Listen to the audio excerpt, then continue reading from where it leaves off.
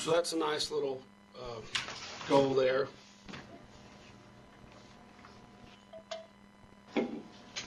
Okay, now when it says constant performance feedback relative to goals keeps Zapp at a high level. Okay, so what is feedback? Doing well. Or? You need to keep it up. This is what, I guess this is something more that you should look into. You've gotten here, that's amazing, but there's a little more that I guess you should look into. Okay, so we give an assessment of the performance. That'd be fair to say? Okay. Now, there's all sorts of, it says constant. Okay. Constant, which means that regular, some sort of interval of time that is deemed to be somewhat frequent. Okay. Now you can think about that feedback. What I like to use in this class, because we're all engineering types, and we all probably like, most of us, my guess is we like vehicles of some sort, whether it's cars or trucks or motorcycles or something. And any of those that are traveling give you real-time dynamic feedback on your speed. Yes? It's real-time. It's what's happening at this moment. You can look at the performance of that vehicle and see how fast you're going. That would be constant. It doesn't do us a whole lot of good to get an email 2 days later about how fast we went. You have a blank dash. Now, my father and I rebuilt a 66 Mustang convertible when I was growing up. Problem is, the gas gauge has never worked. And so you have this gauge, and always get stuck with 1/4 of a tank left. But truly, you have no idea how much gas is in the car. I would have to keep a paper log. I filled up with this many miles. And you say, well, how many miles have I gone? About 200 miles, need to fill up again. So you're driving along blind. I don't know how much gas I've got left. Anyone driven a car without a speedometer? Yes. My dad and we had a 79 Chevy pickup with bigger tires on it that were supposed to be on it. 4-wheel drive. So if it said you were going 65, you were really going about 68, 69. That's not too far off. So it was off because the tires were bigger, right? It was off. And then one day it stopped working altogether. So you're driving along. Before I knew I was off. Now I have no idea. So now I'm trying to figure out what gear am I in and how many RPMs am I at. It was a standard transmission, thank goodness. It's I'm in second gear at 3,500 RPM. I'm probably going about, none of us would be happy with that. Right? So when he says we want constant feedback, you have some sort of feedback on how they're doing. Now, if you play soccer for me, you're going to get constant feedback during that hour game. I don't stop yelling for a complete hour. I had a referee. I was standing on the sideline of my boys' 7-year-old team, and he walked by and he said, "This is the quietest I've heard you all season." My head was down. Things were not looking good. Down 2 goals, 1 quarter left. Constant feedback. Now, I think Joey's right. It's some sort of regular interval that seems appropriate. Once a week, once a month, whatever it is. If you're on a 5-year project, once a month is probably fine.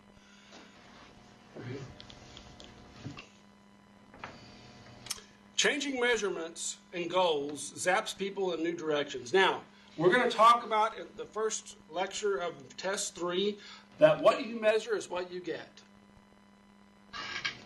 Important lesson for us managers. You want something to get better, start measuring it. You want to start losing weight, get on the scale every day. If you want to start losing weight, start calculating how many calories you're eating every day. You're measuring what goes in, and you're measuring the result on the scale every day. And you'll start changing what you eat. Right? So, changing measurements is critical. Right? And the example I use, and I'll get off this topic, but the example I use is if I started measuring on-time arrival to class, and I gave you 100 points every time you were sitting in your seat, notebooks open, book open, pens ready, at 3:50, I took a snapshot of the class, a picture, and I put that picture into the blackboard. So it was objective, right? There's a camera set up here at 3:50. It snaps. If you're there, you're there. If you're not, you're not. I know some of you would be enterprising and set up a little cardboard cutout. I can see Brent putting this into place, right? No. But that measurement would change behavior in the class. I've never been a stickler about on-time arrival, but if I was, that would change behavior. Agreed? It would change what would happen. Oh, 100 points. I got to have 100 points. When really it's like a drop in the bucket because quiz is only 10%, so it doesn't really matter a whole lot. But people need direction. We've talked about that a lot already. We understand that. They need the training and the knowledge to execute the task. If you're asking them to do something they have never done before, they will likely need some training on how to do it. They need the time, money, people, equipment, resources to accomplish something. And they need your support. Those are not hard things to figure out. Now, this is all the great lessons for us as managers. The most zapping influences, when you can slash and put that culture change. For those of you that this is not a test question, but it's certainly a lesson for us. You know, the most zapping influences, culture change influences, the person's immediate boss. Because that's who they're held accountable to. That's who does the performance review. And if you're that person's immediate boss, you've got a huge impact on culture change in your area. Okay. That's why I said earlier, we start off this presentation with, well, things aren't going well. Look in the mirror. That's where you start. It starts with you. Maybe you need to change. Okay. The other people who affect the person's job. Now, if they're having to work with other departments, Teresa was talking about the welding example earlier, direct internal customer-supplier relationship. That makes a big difference. Higher management sets global policy level things that can affect how we operate. And the organization and its systems. Now, where does this fit? You look at slide 23, and you had to think back to Ryan's 6 boxes. What's the connection?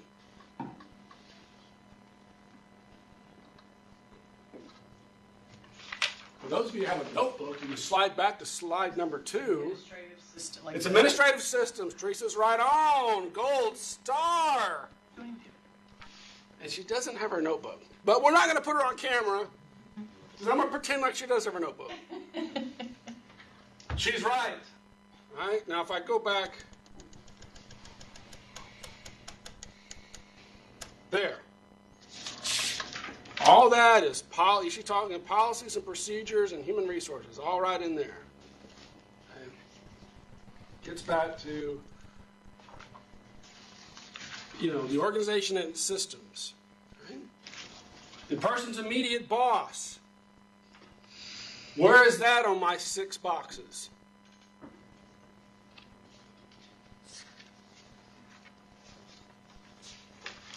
See, it's so good to have a notebook. We slide back to the 6 boxes. Where does the person's immediate boss fit in that?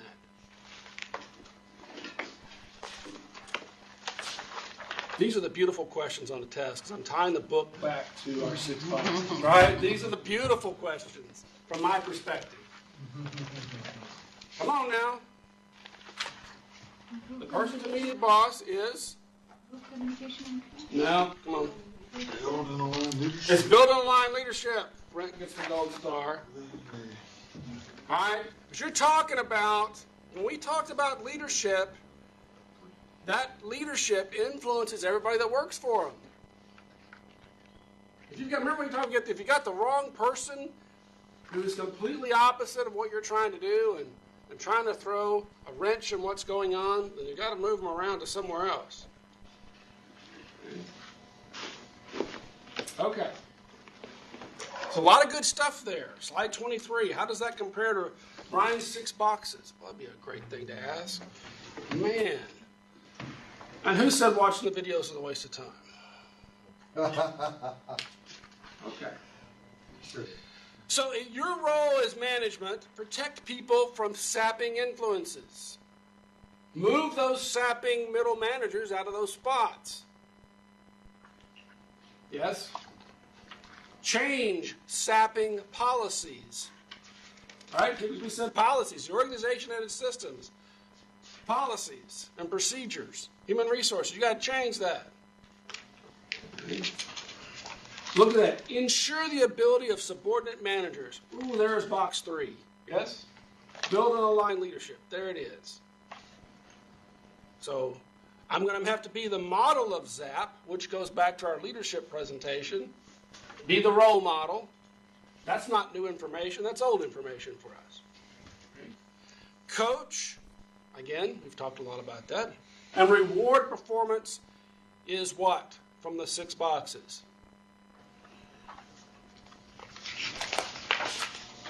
Still box 2, isn't It is still box 2. It is human resource systems. Rewarding performance is all about measuring it and rewarding performance as a human resource task. Joey, gold star. Oh, man. Nice. Nice work. Showing you. Okay, so he's got some coaching steps there. Slide 25. What's our purpose? Why is this important? What's the process? And show how it's done. Now, when I was in football, I know it's hard to believe, right? I know that's what you're thinking. Ryan played football. I mean, they were desperate. What can I say? I was, in my middle school years, the starting left guard on the offensive line was 110 pounds. And our running back was probably 150 pounds. I don't know. But what would happen in football practice, the coaches would run a play and show you how it was supposed to happen. I remember when I was in high school, I was wide receiver, and the coaches they wanted to run a reverse. If you know your American football, well, the wide receiver's going to take it from one side, run around the back, and go the other way. So all of us that have been watching football since we're, age 3 months old, know what a reverse is, but still the coaches were going to run the play, show us how we're going to do it, and then we were going to run the play, and they were going to tell us how bad we did and how we need to, because he was saying, down, you're taking too big a rainbow arc around the back of the line. You need to take it much shorter. Okay, fine. Let's run it again. Run it again until we get this reverse right. Then we never ran the play the whole season, which was kind of irritating. But so the coaches ran the play, then we run the play, give feedback, and how's it going to go? Specific and immediate feedback, down. You're running too wide of a turn. Cut it in shorter. I don't know if they express much confidence in my ability to do that. But nevertheless, that's what you need to do. In some situations, I'm thinking particularly in soccer, you may not have a lot of confidence they can do it, but you have not got any other options at that moment in time, and you need them to execute. You need them to execute this task in the time frame that you have. And with that limitation in mind, you're going to express confidence that they can do it. Okay. So this is a great slide, 25, talking about coaching. What is it? What's the purpose and why is it important? What's the process? How do we do it? We're going to observe while they're doing it and give them feedback. Now this is Coaching 101, slide 25. Now this, of course, assumes you know how to do it. I'm not being rude. I'm just saying there's no way you're going to know how to do everything. No way. I mean, if you're trying to explain how to update your laptop to